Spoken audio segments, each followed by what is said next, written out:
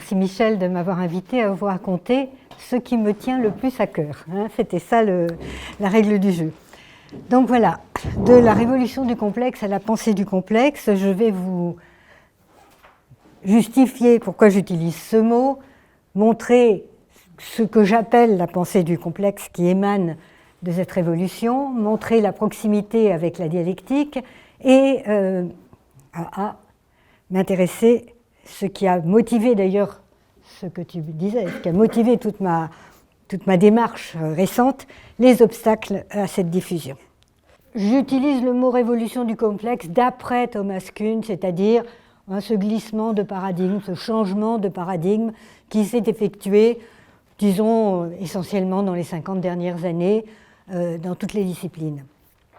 Mais ce que j'appelle la révolution du complexe est très différente de la révolution paradigmatique, scientifique de la physique au tournant 19e, 20e, parce qu'il ne s'agit pas d'une seule discipline dans laquelle des concepts complètement nouveaux sont apparus.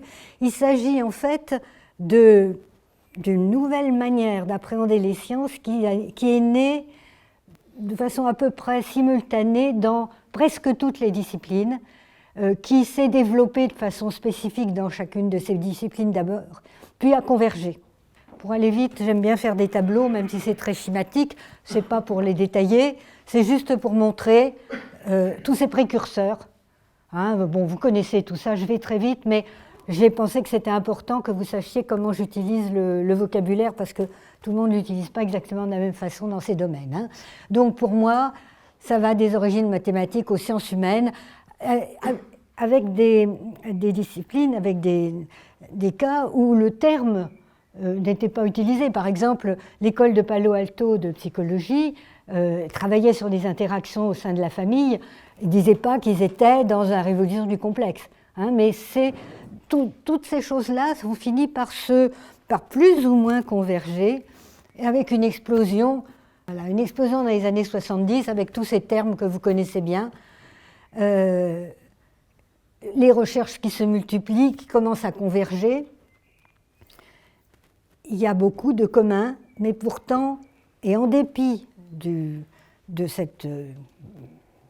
développement très horizontal, les recherches restent souvent confinées et je dirais presque réfugiées dans des instituts. Alors évidemment, l'institut le plus célèbre, c'est l'Institut de Santa Fe, des systèmes complexes adaptatifs. Et en France, on a des instituts des sciences de la complexité qui sont le plus souvent des instituts hors murs, sauf celui de Paris qui est Île-de-France, qui est un institut, qui a des murs, mais qui regroupe des recherches qui se font évidemment dans beaucoup d'endroits. Donc, ça n'est pas encore quelque chose qui est stabilisé, formalisé. Je pense quand même qu'on peut parler de révolution du complexe dans la mesure où il y a toute une série de ces nouveaux paradigmes. C'est pas unifié, mais il y a quelque chose de commun entre toutes ces démarches. Et c'est quelque chose de commun, c'est la démarche systémique, des dynamiques non linéaires et le non-équilibre, la transdisciplinarité, l'utilisation très importante de modélisation et de simulation, y compris dans des disciplines où elles n'étaient pas généralement utilisées. Et la chose très importante, c'est que complexe est différent de compliqué. C'est-à-dire que compliqué, c'est simplement un empilement de notions. Complexe nécessite plusieurs de ces points. Alors, puisque il y a une cohérence, puisqu'il y a une convergence entre des disciplines qui peuvent être aussi éloignées que l'écologie, la physique, la psychologie, enfin le droit même, il est important de bien cerner ce qui est commun. Et à mon avis, et c'est donc ce que je voudrais essayer de partager avec vous, à mon avis, ce qui est commun, c'est une forme de pensée. Une forme de pensée, je l'appelle la pensée du complexe, c'est-à-dire c'est la manière de penser le complexe. Et c'est une forme de pensée qui n'est pas formalisée, mais qui émane des pratiques de cette révolution. C'est-à-dire que ce n'est pas absolument identique chez chacun, mais qu'il y a suffisamment de commun, et on va le voir, de différents avec la pensée habituelle mainstream en sciences, pour qu'on puisse lui accoler ce nom de pensée du complexe et essayer de voir un peu plus près en quoi elle consiste et en quoi elle peut être importante et utile. Alors, qu'est-ce qu'il y a de commun dans toutes ces pratiques? Donc, je disais la démarche. Démarche commune, pratiquement à tout le monde, c'est cette étude des systèmes et de leur dynamique. J'insiste beaucoup sur la dynamique parce que ce n'est pas la simple systémique que certains limitent à l'étude statique des systèmes, c'est la systémique dynamique. Donc, la recherche des interactions, en priorité, on va se mettre en mesure de rechercher des interactions, ce qui va très souvent amener à faire de l'interdisciplinarité parce que les objets d'étude ont souvent des interactions en dehors des champs disciplinaires, ce n'est pas des frontières qui correspondent au phénomène, bon, vous le savez d'ailleurs ça. Et ce qui est important aussi, c'est qu'il y a différents niveaux de choix. C'est-à-dire, pour faire le système, pour envisager le système, tout est dans tout et réciproquement. On peut aller du quark à l'univers. Évidemment, on ne va pas faire ça. Donc, il faut déterminer des systèmes. Et ces systèmes, ils sont parfois donnés. Par exemple, en biologie, qui est ma discipline, les systèmes sont relativement donnés, l'organisme, l'organe, la cellule, etc. Et d'autres fois, au contraire, il faut les déterminer en fonction des questions qu'on se pose. Bon, ça, c'est une première démarche qui est très différente de la démarche habituelle réductionniste dans laquelle on va au contraire couper, rechercher les parties. Ensuite, il y a des concepts qui ont été découverts dans différentes disciplines, mais qui sont partagés, qui se répandent, qui sont utilisés dans d'autres disciplines, qui ne suppriment pas les concepts classiques, mais qui sont des concepts nouveaux et qui limitent les domaines d'application des concepts classiques. Donc ce que j'appelle cette pensée du complexe s'oppose et englobe la méthode de pensée usuelle. Alors là, c'est tous les noms dont on l'a affublé, mainstream, cartésienne, disjoignante, mécanisme linéaire, dominante, réductionniste, enfin bon, les épithètes ne manquent pas. Moi, j'utilise souvent habituel ou réductionniste. Alors, il faut tout de suite que je me place par rapport à l'œuvre d'Edgar Morin. Pour moi, l'œuvre d'Edgar Morin est une branche de la révolution du complexe. C'est une méthode, c'est à la fois une méthode et son application, essentiellement dans les sciences humaines. Et il insiste, lui aussi bien sûr, sur la profonde rupture des modes de pensée à laquelle conduit sa méthode et sur le fait que l'évolution des sciences et des situations la rend indispensable. Alors, je ne vais pas en discuter plus longuement, simplement, pour moi, ce que je vais vous présenter, ce n'est pas formalisé, ce n'est pas quelque chose que j'ai créé, c'est quelque chose dont j'ai cherché en quoi elle émane des pratiques. C'est quelque chose que j'ai tenté de découvrir à partir des différentes pratiques. Donc c'est beaucoup plus, d'une part beaucoup moins formel et d'autre part beaucoup plus fluctuant dans la mesure où je parle d'une pensée, mais en fait on peut parler de plusieurs pensées. Elles convergent, mais elles ne sont pas identiques selon les pratiques. Alors là encore, j'ai fait un petit tableau. C'est toujours très schématique de faire des tableaux, mais c'est quand même assez commode, où j'ai mis d'une part dans la pensée habituelle, la science doit, et pour la pensée du complexe, la science peut aussi.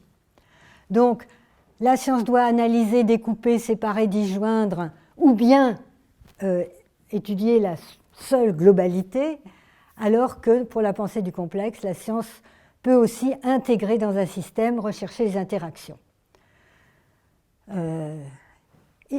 Pensée habituelle immobilise, privilégie la chose, ou bien étudie les cinétiques, c'est-à-dire mouvements en fonction du temps, alors que la pensée du complexe étudie la dynamique des systèmes, c'est-à-dire les mouvements en fonction des interactions.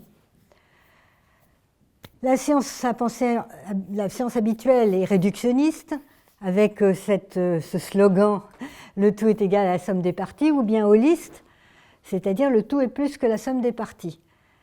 Alors que pour la pensée du complexe, le tout est plus que ou différent de la somme des parties, mais dépend des parties. Bon, on reviendra là-dessus parce que pour moi c'est très important cette différence. La pensée habituelle respecte le tiers exclu, quelque chose est soit vrai, soit faux, et en général, ça amène à une pensée binaire, on est dans le ou bien, alors que la pensée du complexe accepte la multiplicité des possibles, avec notamment la multistationnarité. La pensée habituelle travaille dans un système linéaire avec la proportionnalité, l'additivité, la causalité linéaire, la cause première, alors que la pensée du complexe est très souvent amenée à penser dans non-linéarité, non-proportionnalité, effet de seuil, émergence, transition de phase. Là encore, j'insiste pas, hein, c'est juste. Et quelque chose d'important, causalité circulaire, c'est-à-dire les boucles de rétroaction, qui sont une forme de causalité qui répugne particulièrement à la pensée habituelle. Et la multicausalité, évidemment. Alors on a ensuite l'auto-organisation du système complexe qui s'oppose à la hiérarchie et l'organisation qui nécessite une molécule clé ou un programme. On a le déterminisme non prédictif, l'importance de l'incertitude et de la stochasticité qui s'oppose à la pensée dans laquelle on a soit le hasard, soit la nécessité. La science habituelle cherche à simplifier le compliqué pour le comprendre, alors que la science du complexe doit mettre au point des méthodes pour comprendre le complexe. La science habituelle est soit réductionniste, soit holiste, et ce sur quoi je vais passer un certain temps, parce que c'est une des choses qui me tiennent particulièrement à cœur, c'est l'opposition réductionnisme-holisme est obsolète dans le cadre de la complexité. Alors, à partir du moment où cette pensée du complexe donne sa cohérence à des pensées scientifiques, à des nouveaux paradigmes scientifiques dans tant de disciplines, il serait absurde de penser qu'elles doivent rester confinées à l'intérieur des disciplines académiques. Hein, c'est ce que disait Michel d'ailleurs tout à l'heure. C'est une nouvelle rationalité plus efficiente dans un monde de plus en plus complexe.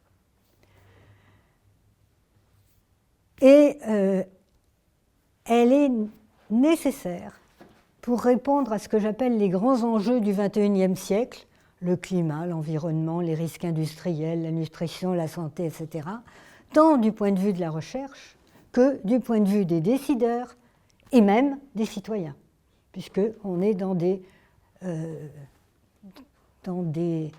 défis, des enjeux qui concernent toute la société. J'en montrerai quelques exemples si on a le temps. Et puis, cette pensée est proche d'un courant philosophique qui est la dialectique matérialiste. Alors voilà un autre point qui me tient à cœur. Et je partirai d'un scientifique anglais, J.B.F. Haldane, qui est un des pères de ce qu'on appelle la génétique des populations. Il a travaillé essentiellement avant la guerre, mais un peu après. Haldane était donc généticien biochimiste de formation, et en tant que tel, il avait une pratique qui l'amenait à avoir une position réductionniste, et son père était un holiste convaincu. Et lui était très mal à l'aise par rapport à ces deux types de positions. Il ne se sentait pas bien, ça ne correspondait pas à ses recherches, à sa pratique, etc.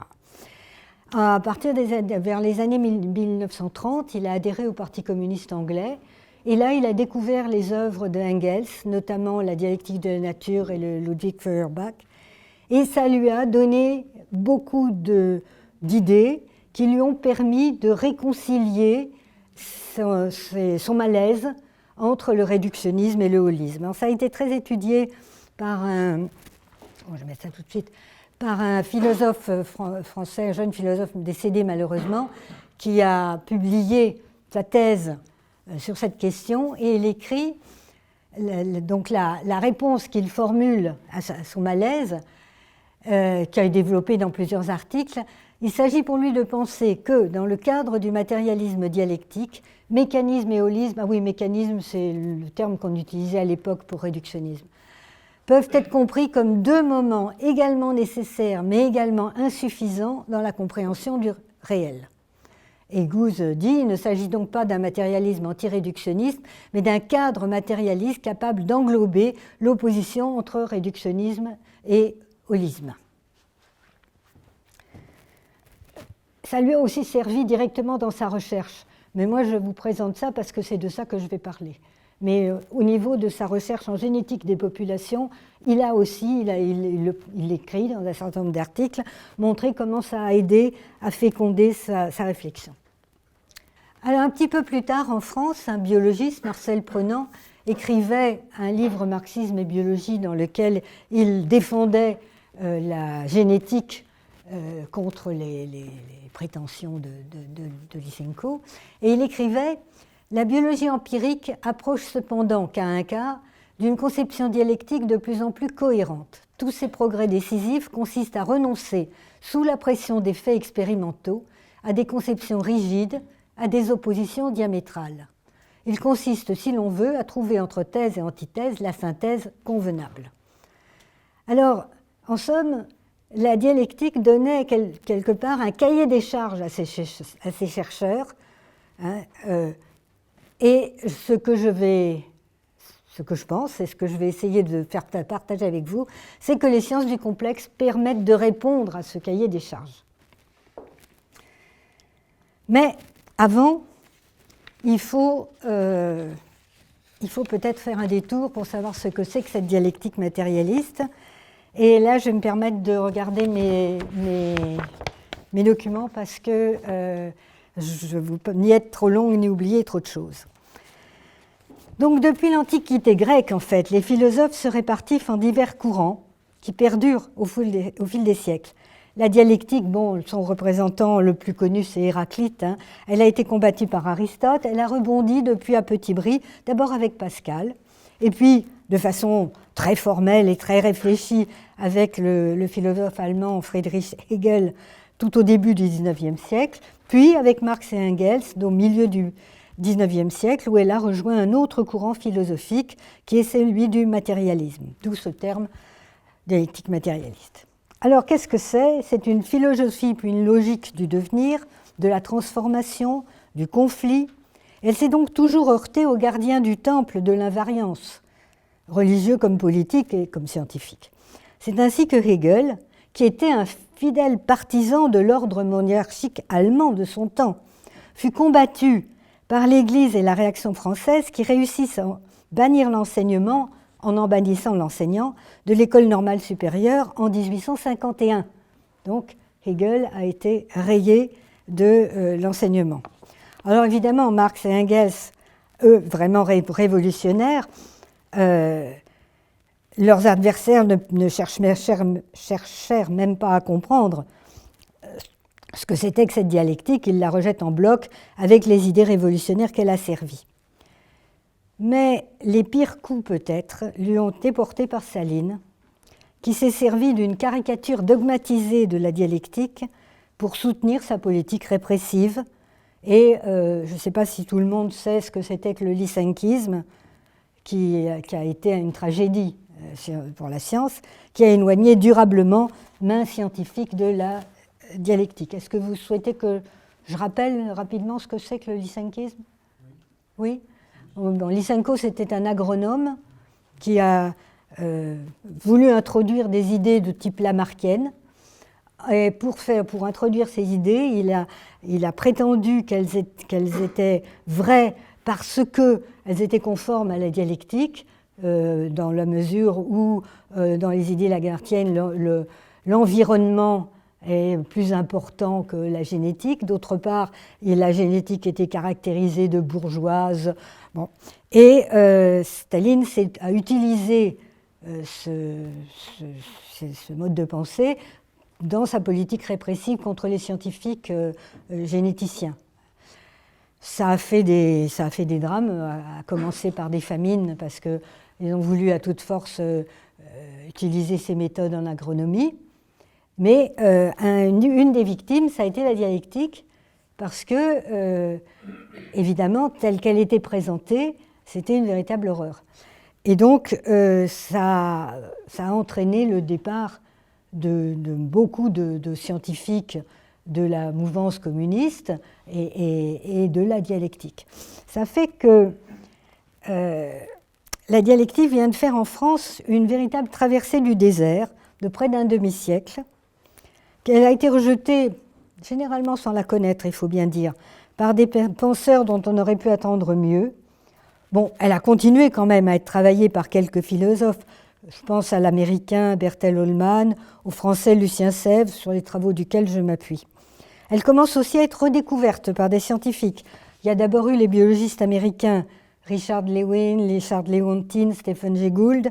En France, on a le physicien Gilles Cohen-Taoudji et tout récemment l'académicien français Évariste Sanchez-Palencia, qui a fait un très joli livre, Promenade dialectique dans les sciences. Alors, j'ai fait ce détour historique pour comprendre le fait que le terme même de dialectique est soit tout à fait inconnu, soit, pire encore, tout à fait incompris par la majorité des intellectuels français actuellement. Autrement dit, il faut passer quand même un petit peu de temps pour essayer de voir en quoi elle consiste et en quoi elle peut nous être utile pour la complexité. Alors c'est une gageure, parce que définir en peu de mots une logique des transformations, c'est un peu comme immobiliser un flux ou photographier une cascade. Ça ne peut pas vraiment donner une bonne idée. J'espère seulement vous en montrer l'intérêt pour la complexité et vous donner envie d'aller voir un peu plus près.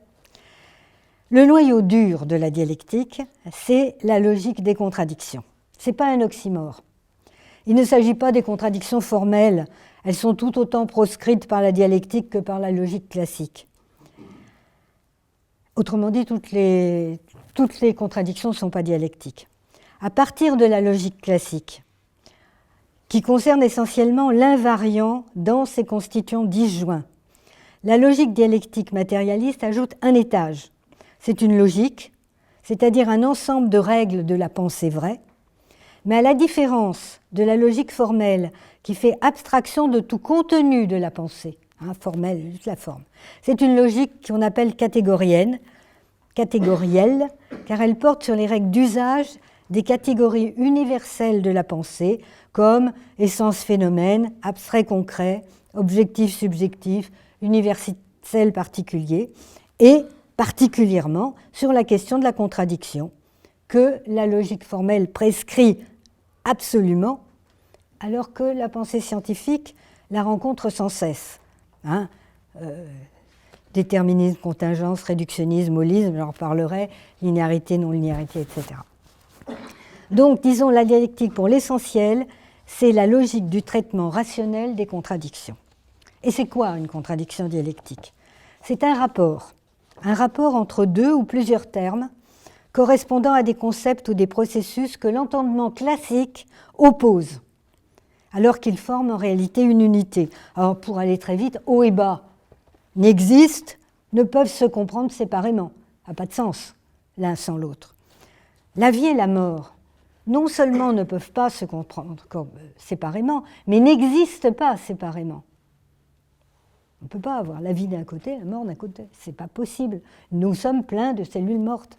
C'est absolument, ça forme une unité, une identité. Donc ce qui existe, c'est le rapport entre les deux que Hegel appelait l'identité des contraires, la vérité simultanée des contradictoires. Vérité simultanée des contradictoires. La pensée dialectique consiste donc à rechercher les contradictions pour en comprendre l'unité plus profonde, au sein de laquelle les contraires peuvent soit subsister, soit se dépasser, j'en reparlerai.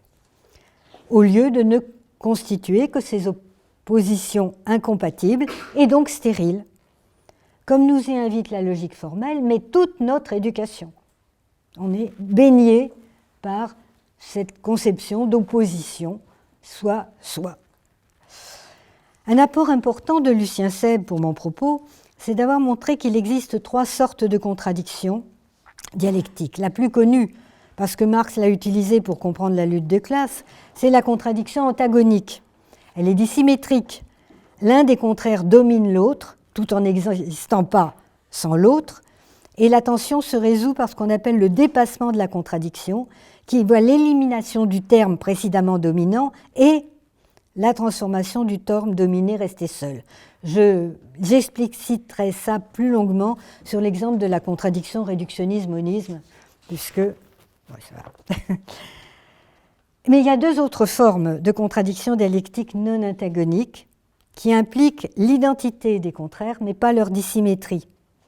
L'une, qui a été beaucoup travaillée par Hegel et que Sèbre dénomme contradiction embryogénique, peut s'illustrer par l'exemple du chêne et du gland. Le gland nie le chêne en s'en allant, le chêne nie le gland en germant, mais l'un engendre l'autre indéfiniment. Donc, contradiction, cette unité, il n'y a pas d'antagonisme. Et puis, il y a la 3e forme de contradiction qui est illustrée par un exemple que Edgar Morin aime bien aussi, qui est le caractère ondulatoire et corpusculaire du proton, où la nature de la lumière a fait polémique. On se battait pour savoir si c'est ondulatoire ou corpusculaire, jusqu'à ce qu'on comprenne l'unité de ces 2 comportements, qui sont mutuellement exclusifs et conjointement nécessaires. Donc ces 2 formes-là de contradiction se retrouvent dans ce que Edgar Morin appelle la dialogique. Évidemment, ce n'est pas avec ces quelques phrases que je peux dire tout ce que comporte cette forme, de cette logique. Mais c'est quand même un temps limité. Alors il faut aussi que je dise ce que la dialectique n'est pas, parce qu'on a tellement dit de vilaines choses fausses. Elle n'est pas un oracle. Elle ne dit pas le vrai, elle éclaire les possibles. Elle ne démontre pas, elle montre et ouvre des hypothèses. Ça, c'est extrêmement important. Ça n'est pas une science. Elle ne domine ni remplace les sciences. Contrairement d'ailleurs à ce qu'on a pu tirer d'un certain nombre de textes de Engels, qui étaient très ambigus dans ce sens-là. Où est-ce que j'en suis ? Ah oui. Donc elle permet en tant que logique de penser les contradictions des sciences. Et ces contradictions, et ça je vais vous le montrer avec la complexité, ont durablement freiné bien des développements scientifiques. Autrement dit, c'est une logique qui va permettre à la science de se penser dans ces contradictions, de les accepter et donc de les utiliser.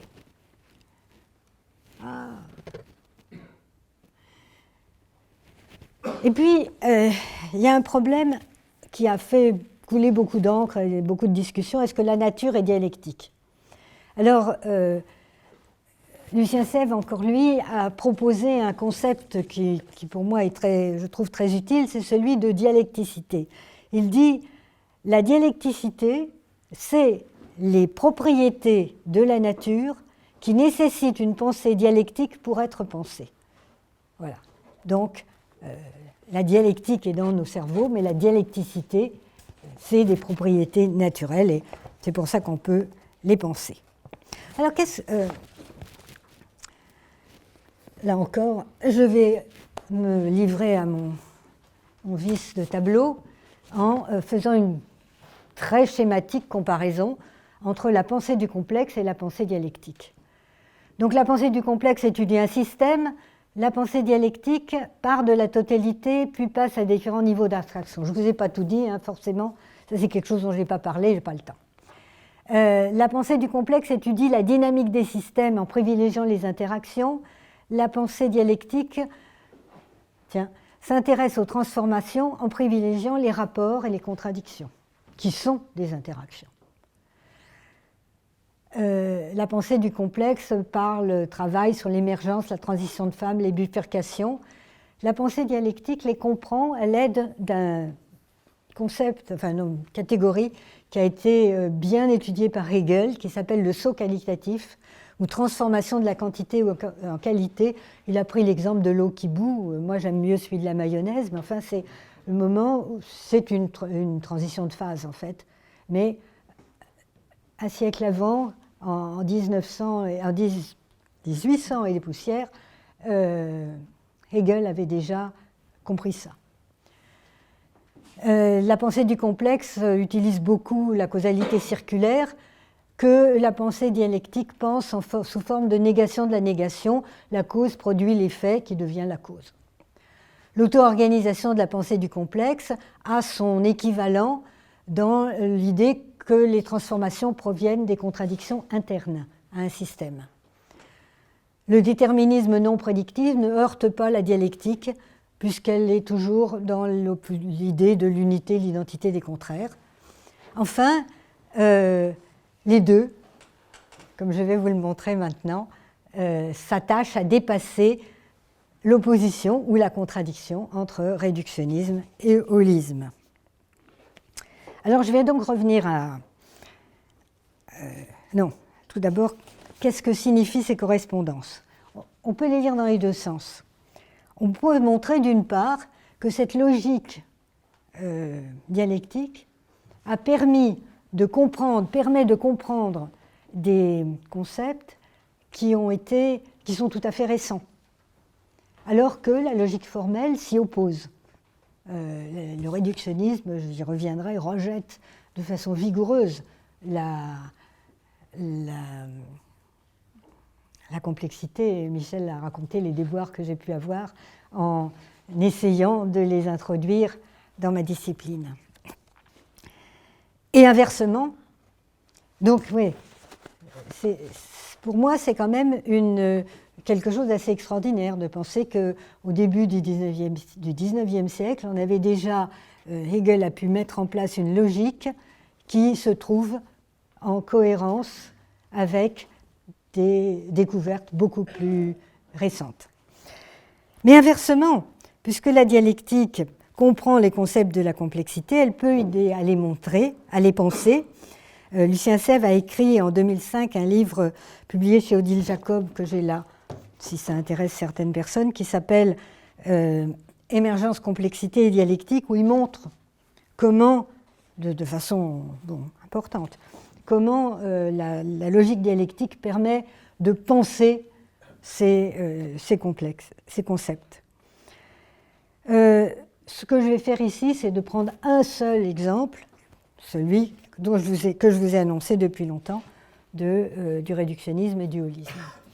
Alors je reviens à Haldane. Pour lui, dépasser l'opposition qui le mettait mal à l'aise revenait à considérer chacun des termes comme un moment nécessaire d'une unité plus vraie, la science du vivant. Avec la révolution du complexe, on peut aller plus loin et montrer pourquoi la complexité est ce que Prenant appelait la synthèse raisonnable, permettant de dépasser cette contradiction, rendant, comme je l'ai dit, ces deux termes obsolètes. Alors, réductionnisme et holisme, qu'est-ce que c'est? En fait, c'est deux attitudes qui poussent à l'extrême des méthodes. Ça part de méthodes, la méthode analytique, la méthode globale, et ça se transforme en attitude disant qu'il n'y a que ces méthodes qui sont valables, et donc il y a toute une série de concepts et toute une série d'oppositions qui vont se greffer, qui vont se répartir entre ces deux bassins d'attraction que sont réductionnisme et holisme. Par exemple, la partie est évidemment du côté réductionniste, tandis que le tout est du côté holisme. L'individuel, côté réductionniste, collectif, côté holiste, local, côté réductionniste, vous voyez. Donc on a toutes ces oppositions, discontinues, continues, dont les termes, ce sont des oppositions vues dans une pensée dans laquelle il n'y a pas d'unité, hein, et ces oppositions sont particulièrement manifestes par le fait qu'elles se répartissent entre ces deux modes de pensée.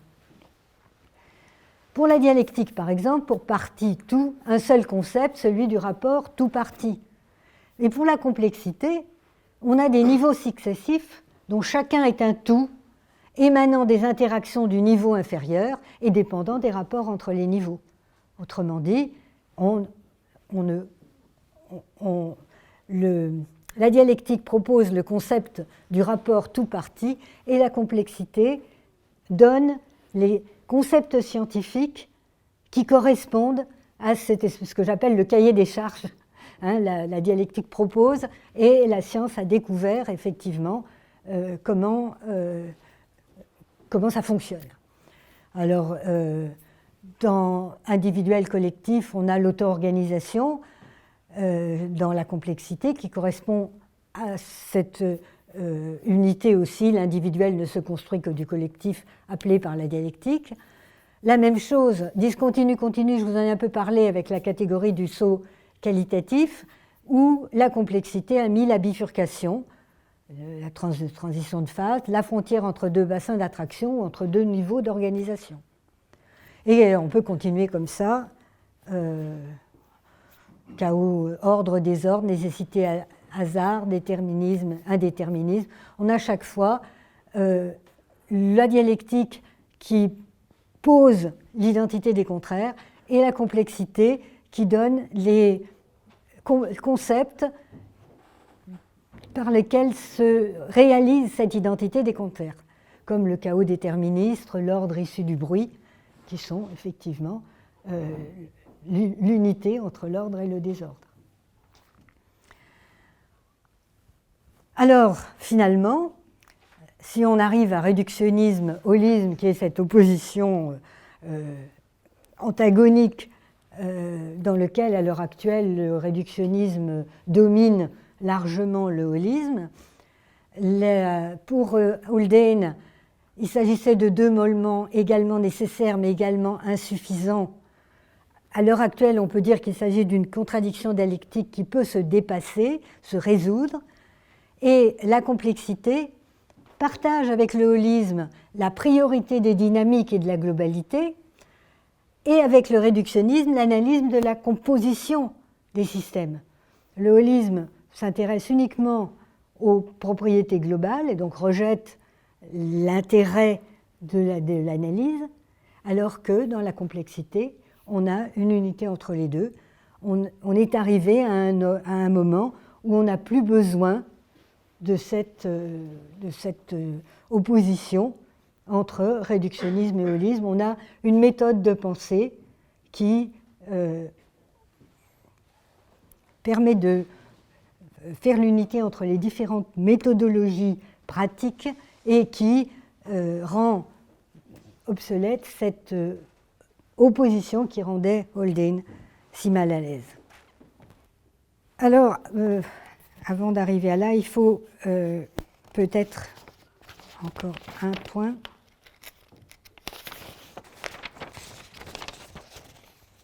Ah oui, faut le fait d'avoir rendu, à mon avis, obsolète cette opposition réductionnisme-holisme ne signifie absolument pas le rejet des méthodes. Les méthodes, aussi bien analytiques que globales, sont des méthodes scientifiques qui restent complètement valables, mais qui sont toutes les deux utilisées pour la complexité.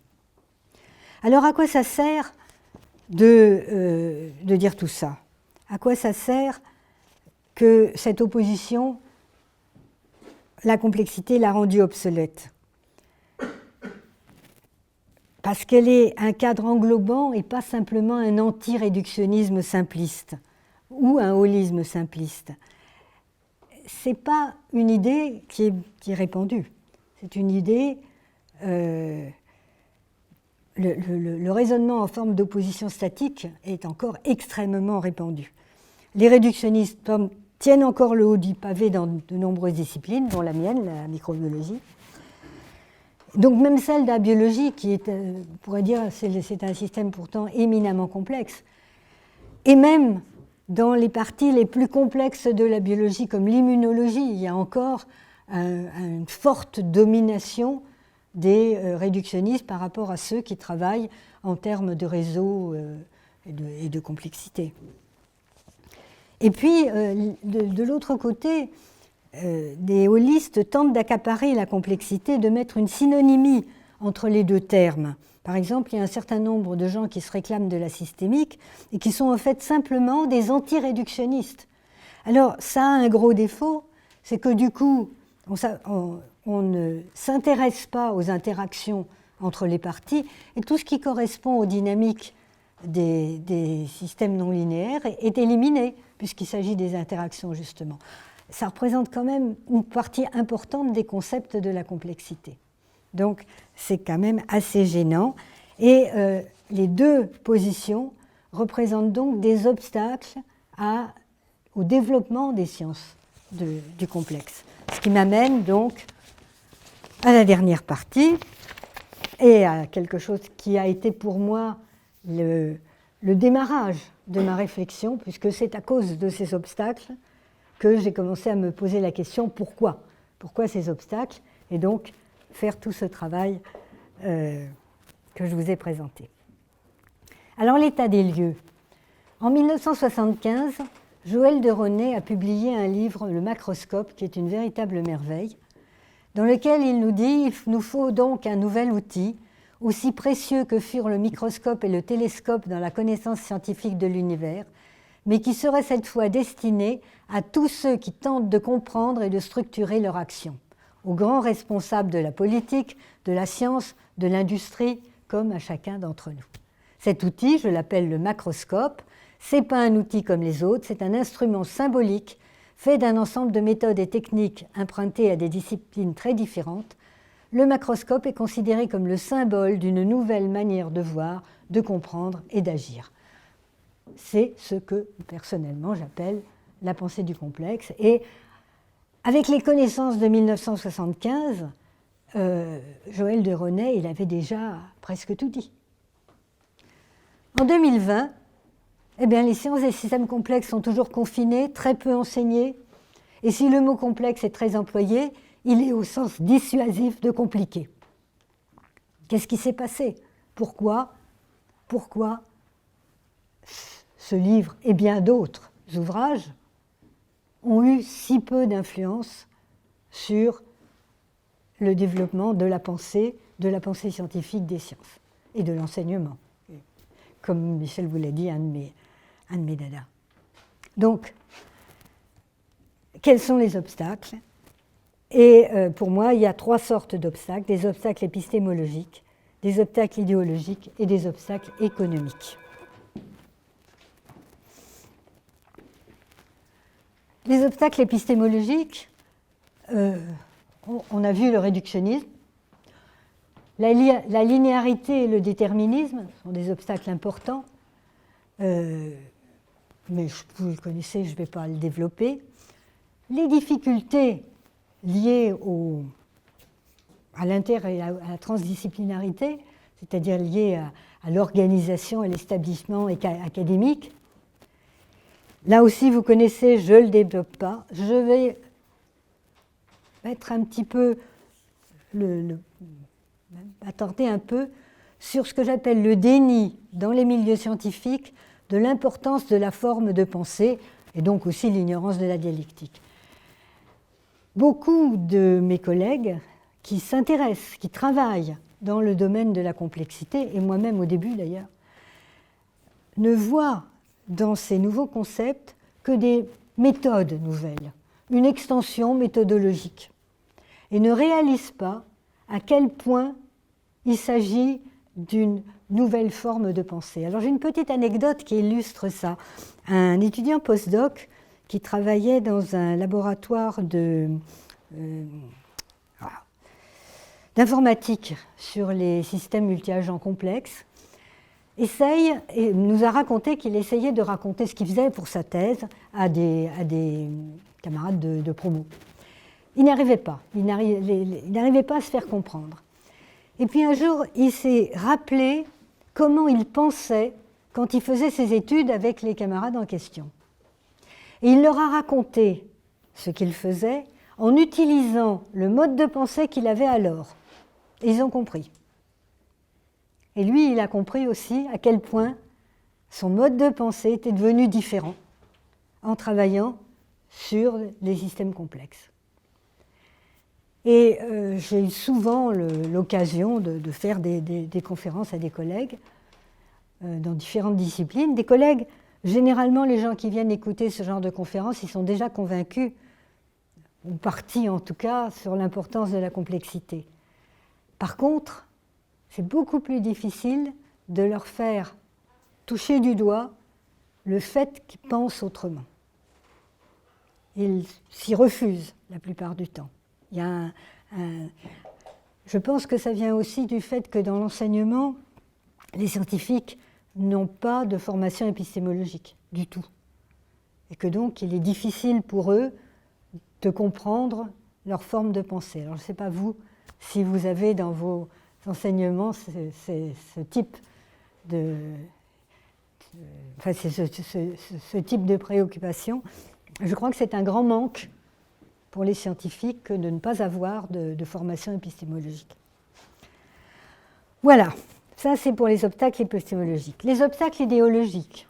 Donc, ceux-là, les obstacles épistémologiques, c'est ceux qui empêchaient, qui se heurtent au développement scientifique. Ce sont des obstacles à l'intérieur du raisonnement scientifique. Les obstacles idéologiques sont des obstacles à la pensée, qui peut être soit la pensée des scientifiques, soit la pensée de tout le monde. C'est des obstacles au niveau de ce qui est très intime chez nous, notre forme de pensée. Et ce qu'il faut voir, c'est que la forme de pensée acquise depuis l'enfance, c'est pas n'importe quoi, c'est quelque chose qui s'appuie sur des traditions philosophiques extrêmement anciennes. Ça part du tiers exclu, la contradiction exclue, c'est Aristote. Ça part de la nécessité d'analyser, de disjoindre, de simplifier, d'immobiliser, c'est Descartes. Le déterminisme laplacien, qui est un déterminisme pour les scientifiques, mais qui est aussi inclus dans notre manière de penser. On pense effectivement que les choses sont déterminées, ou alors il y en a qui pensent qu'il n'y a aucune détermination. Et puis, la linéarité, la proportionnalité. Tout le monde sait, intuitivement, on sait bien qu'il y a beaucoup de choses où il n'y a aucune proportionnalité. Il n'y a qu'à penser à la difficulté à ouvrir un pot de confiture. Enfin, quand il est fermé, on tourne et puis tout d'un coup, il s'ouvre. On est tout le temps dans des effets de seuil. Mais on raisonne en proportionnalité. On veut toujours que l'effet soit proportionnel à la cause. La causalité linéaire, au point que cette causalité circulaire liée aux boucles de rétroaction, au feedback, un certain nombre de personnes disent eh bien, il n'y a plus de causalité, parce qu'elle est circulaire. Il faut absolument qu'elle ne soit que linéaire. La cause première, je ne l'ai pas mis, mais aussi la monocausalité, une seule cause. Donc, cause première, même une seule cause. Et puis, évidemment, l'organisation et l'action nécessitent un chef, que des applaudissements synchrones puissent s'élever dans une salle de concert quand le chef d'orchestre a posé sa baguette, on l'oublie. Hein. On veut que ce soit que le chef d'orchestre qui puisse entraîner un mouvement global. Ben non. Alors tout ça, ça s'oppose, ça empêche. C'est complètement contradictoire avec la pensée du complexe. Et c'est très intime, encore une fois, puisqu'on l'apprend depuis toujours. En particulier à l'école, on n'apprend que ça. Et donc, il est difficile, même pour des scientifiques, et je suppose encore plus pour les autres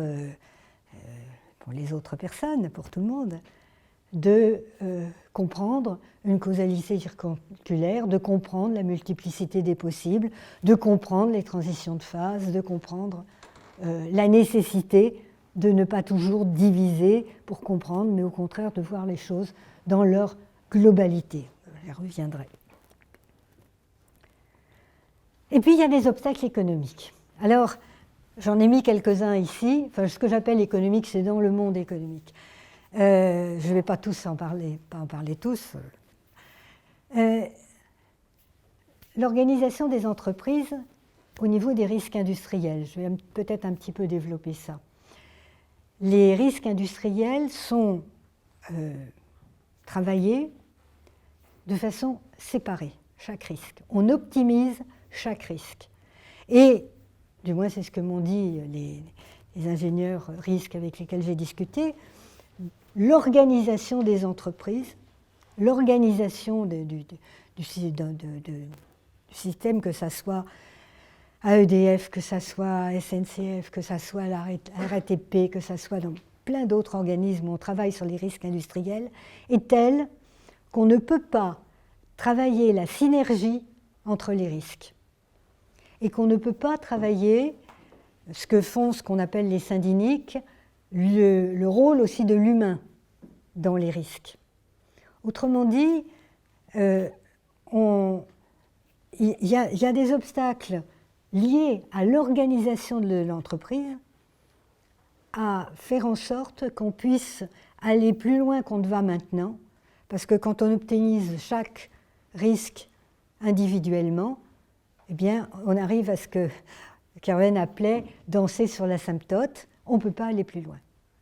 On est arrivé au niveau à peu près maximal de ce qu'on peut faire, et pour aller plus loin, il faut utiliser cette pensée du complexe, mais ça oblige à réorganiser l'entreprise. C'est quand même un problème très important de liaison. Un autre exemple complètement dans un autre cadre, les agrocarburants. Avec les agrocarburants, chaque fois, on creuse un trou pour remplir un autre, avec la terre. On veut lutter contre les énergies fossiles, on déforeste. Voilà.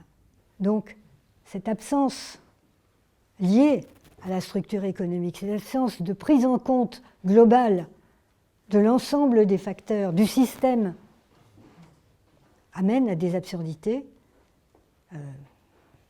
qui malheureusement, ce n'est pas seulement absurde, c'est aussi grave pour l'avenir.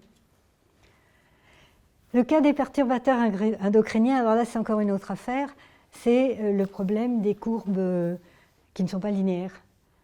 Les perturbateurs endocriniens agissent selon une courbe sigmoïde.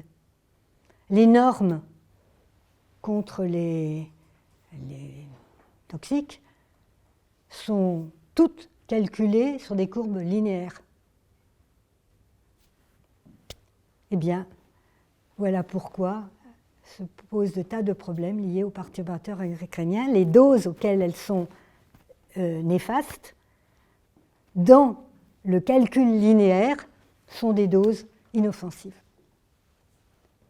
Donc on a là 3 exemples extrêmement différents de cas où il y a des pressions économiques, finalement, pour empêcher la prise en compte de ce que la complexité peut apporter pour répondre aux questions du jour.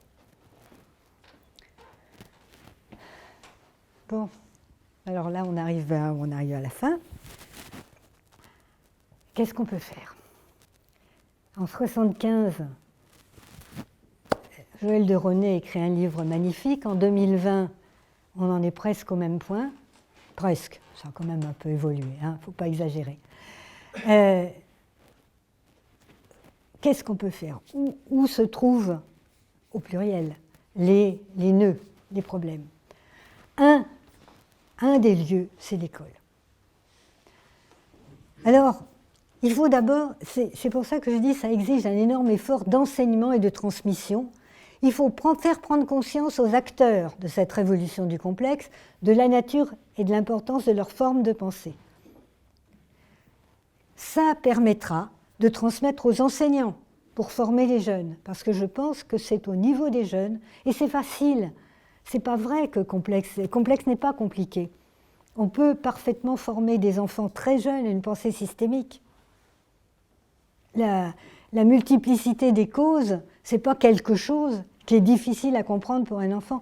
Je pense même, mais ça c'est une idée personnelle qu'il faudrait que des sociologues travaillent, ou ils ont peut-être travaillé d'ailleurs sans que je le sache.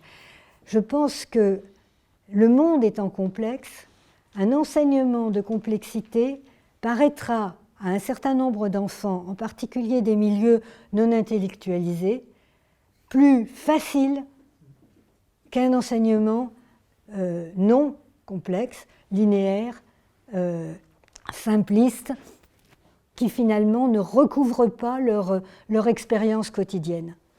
L'expérience de la vie quotidienne, elle est complexe.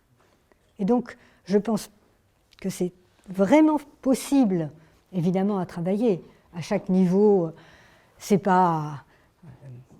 On ne va pas faire la théorie du chaos déterministe en maternelle, hein, mais je pense qu'à chaque niveau, il est possible, effectivement, de remplacer progressivement cette forme de pensée simpliste par cette forme de pensée complexe dès l'enfance.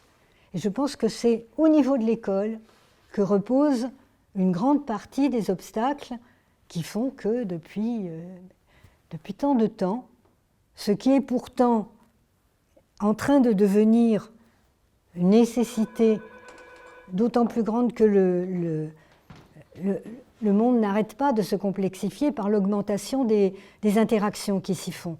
Hein, que ce soit les transports, Internet, la finance, tout est en interaction mondiale. Et on est en train encore de penser en s'abstrayant des interactions. Quelque part, c'est un peu monstrueux. Et ça explique aussi, enfin, c'est pas la seule, il n'y a jamais une seule cause. Donc, je ne veux pas vous dire qu'il y a une cause, mais je pense quand même que l'enseignement représente en effet un nœud extrêmement important. Et encore une fois, pour que l'enseignement puisse se faire, ben, il faut aussi qu'au niveau de la recherche, au niveau des pratiques, il y ait cette prise de conscience qu'il n'y a pas que des méthodes, qu'il y a une forme de pensée. Alors, je vous ai mis en conclusion un extrait d'une intervention de Michel Rocard au colloque de Cérisy en 2004. Pour l'essentiel des politiques, la référence à la pensée complexe est dans une large mesure un handicap. Et je ne pense pas que ce que l'on appelle très improprement la classe politique puisse en sortir seule. Les paradigmes centraux de la pensée scientifique moderne, les théories du chaos déterministe, de la complexité, doivent maintenant être enseignés dans les lycées et les universités, ainsi que dans les centres de formation de journalistes, là aussi c'est très important, pour que les politiques puissent s'y référer et s'en servir sans risquer l'ironie, la marginalisation et l'incompréhension. Bon, alors il a été ministre et il n'a pas réussi à faire avancer les choses, pourtant il est temps de s'y mettre. Du moins c'est mon opinion. Voilà.